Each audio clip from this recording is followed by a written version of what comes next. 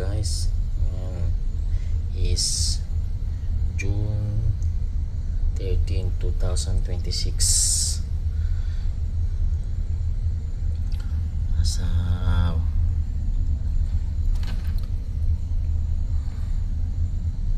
trabaho tayo uli. Back to the reality na naman. Yan. Ito yung barko na sinasakyan ko ngayon. Na konti. Pero ngayon papunta kami ng China.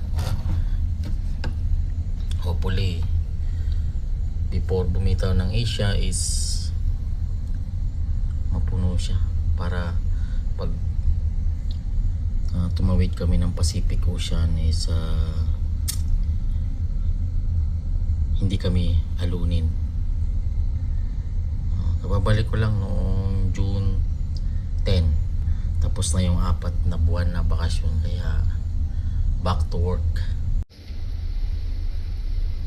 6 o'clock in the morning is preparation for para sa isang araw, Sabado morning.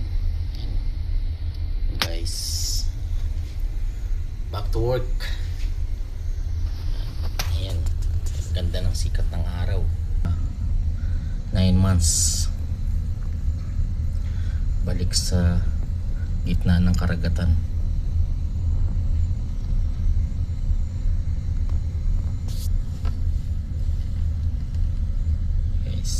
Okay guys,